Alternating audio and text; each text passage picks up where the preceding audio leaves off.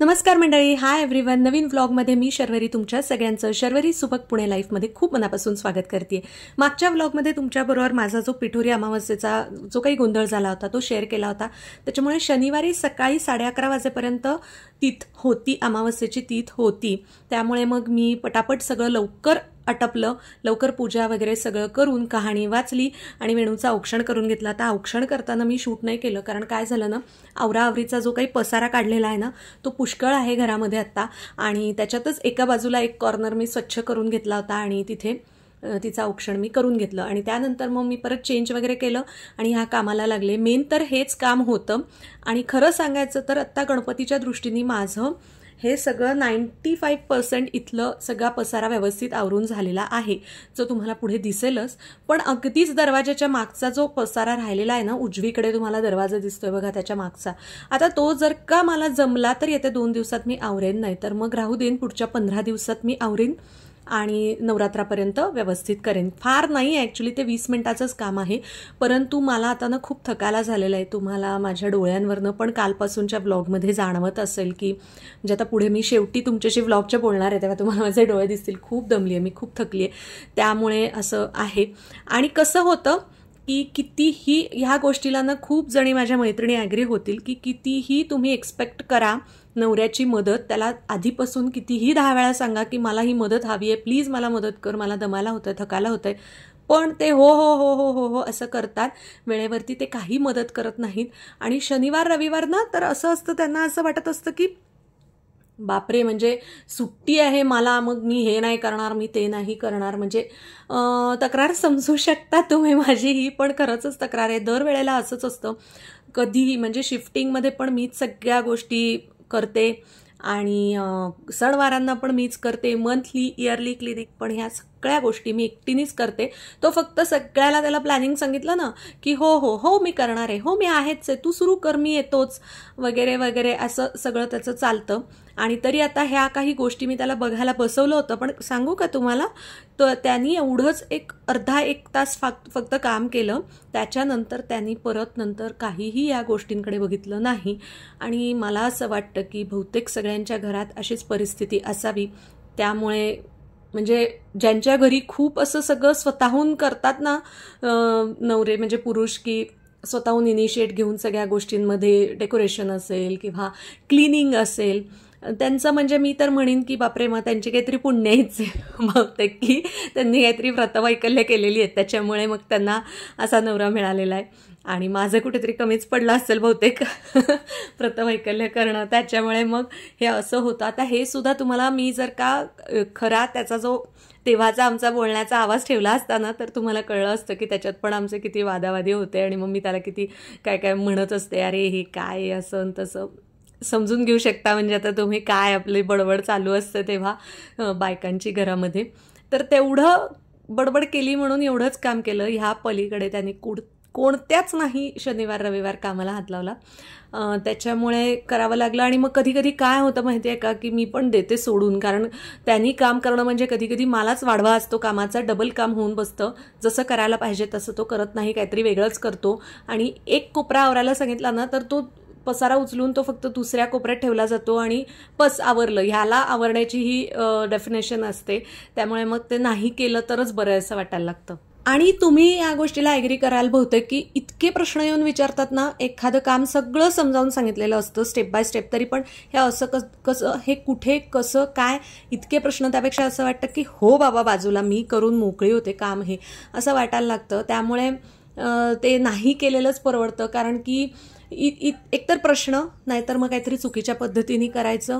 आणि इतका वेळ लावायचा ना एखाद्या कामाला, म्हणजे हो हो करत करत एकतर त्या कामापर्यंत पोचेपर्यंत वेळ जातो, मग त्याच्या पुढे त्या कामामध्ये स्पीड नसतो. मग असं वाटायला लागतं राहू दे बाबा, मीच करते, असं होतं.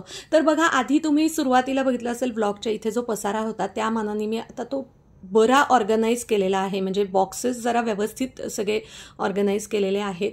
आणि त्याच्यानंतर मग खोलीतलं जे काही तुम्हाला दाखवलं ना, ते सगळं आवरून टाकलं होतं. पुढे मी शूट नाही केलं, कारण की थकलेच होते. म्हणजे मी सकाळी दुसऱ्या दिवशी मग मी हे सगळे फॅन पुसण्याची मोहीम, आता दरवेळेला मी सुधन्वाला सांगते की अरे खूप दुखतं, मला खूप दुखतं, हात दुखतो, खांदा दुखतो, जे मी तुम्हाला म्हणलं ना उजव्या साईडला मला त्रास होतो मानेपासून. तर नाही, पण हो करतो ना, आत्ता अगं थांब हे झालं ना माझं एवढं की मी करतो, आणि नाहीच, मग ते होत नाही. शेवटी मी दुपारपर्यंत वाट बघितली आणि माझं काम करून घेतलं. 1-2 राहिलेल्या आहेत गोष्टी, त्या आता मी सोमवारी कंप्लीट करणार आहे, लिव्हिंग रूमच्या, म्हणजे स्पेशली पुढे बोलेनच मी तुमच्याशी.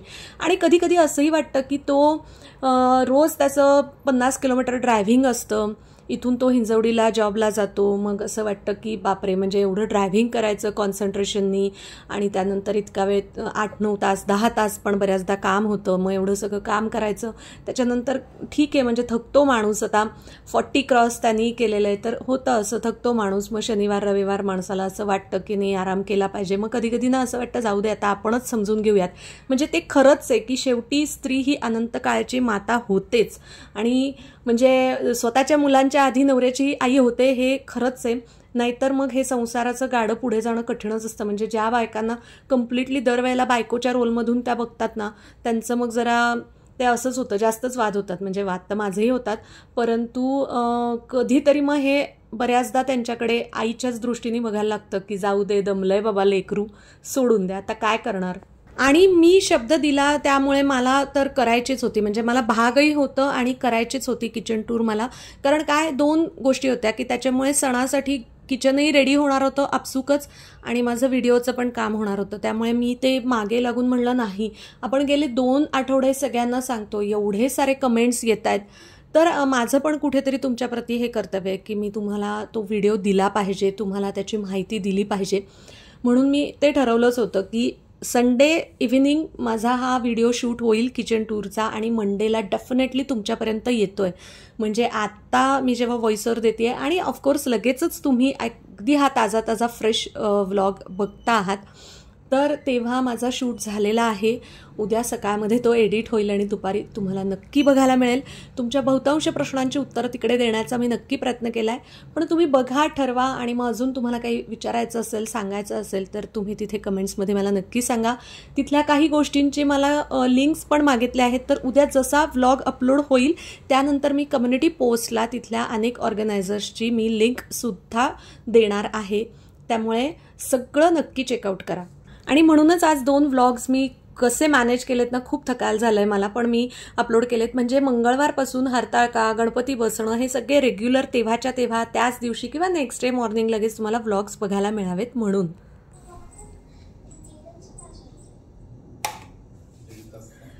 फायनली माझी किचनची सगळी साफसफाई झालेली आहे, किचन टूर पण शूट झालेली आहे. ती आता एडिट करून तुमच्यापर्यंत उद्या येणार आहे. आत्ता हे तुम्ही अगदी रिसेंट ताजं बघताय जेव्हा मी ब्लॉग अपलोड करते. सकाळपासूनचं कालपासूनचं सगळं क्लिनिंग तुम्ही पाहिलं. ह्याच्यामध्ये खरं तर मला आत्ता तुम्हाला ना थोडीशी शॉपिंग पण दाखवायची होती, जी मी याच्यासाठी घेतली होती, याच्यासाठी गणपती डेकोरेशनसाठी. खूप काही नाही असं करत, पण जे काही थोडंसं घेतलं होतं ते तुम्हाला दाखवायचं होतं. पण आता नाही, आता मी खूप थकली आहे. तुम्हाला माझे डोळे दिसत असतील की अजूनही ते आहे, म्हणजे असं बरं नाही आहे असं फिलिंग आहे. त्यात मी सगळं डीप क्लिनिंग किचनचं करून, म्हणजे गणपतीसाठी करायचंच होतं, किचन टूरसाठी करायचं होतं, ते केलेलं आहे. अजून माझं उद्या लिव्हिंग रूम हॉल बाकी आहे. कारण काय होतं ना की खूप आधीपासून केलं ना तर परत धूळ येते, त्याच्यामुळे ते ऐन वेळेला ना काम करावंच लागतं. काहीही इलाज नसतो या गोष्टीला की तुम्ही, म्हणजे जरी आपण आधी, आता रोजचं तर आपलं असतंच ना, आपण डस्टिंग करतो, खूप गोष्टी करतो, वस्तू जागेवर उचलून ठेवतो, पण धूळ येतेच, परत इकडे तिकडे पसारा हा होतोच. त्यामुळे तो अगदी आदल्या दिवशीपर्यंत सगळ्या गोष्टी आवरत ह्या बसाव्याच लागतात, त्याला काहीही इलाज नसतो. आता खूप दमली आहे मी, 8:30 वाजलेत, जेवायचं आहे. अजून माझं आपलं रोजचं नेहमीचं काम पण बाकी आहे, जे तुम्हाला माहिती आहे की सगळं लॉन्ड्रीचं काम, कपड्यांच्या घड्या करायच्या आहेत, कपडे वाळत घालायचे, भरपूर काम अजून बाकी आहे माझं. लिव्हिंग रूम पण थोडीशी सेट करायची, झोपायच्या दृष्टीने जो काही पसारा आहे तो आवरून ठेवायचा आहे. सो या व्लॉगमध्ये इतकंच छोटासा व्लॉग झाला आहे, पण तुम्ही समजून नक्की घ्याल. आणि आत्ताच लगेच पोस्ट करते, नक्की बघितला असेल तर कमेंट करून सांगा, कसा वाटला ते कमेंट करून सांगा. आणि उद्या लवकरच दुपारपर्यंत 3-1 वाजेपर्यंत मी डेफिनेटली किचन टूर तुमच्यासोबत शेअर करणार आहे. सो स्टे ट्यून आणि नक्की बघा. Thanks for watching. अजूनही सबस्क्राईब केलं नसेल तर सबस्क्राईब नक्की करा, लाईक करा आणि कमेंट करून काय आवडलं हे नक्की सांगा. पुन्हा भेटते. बाय.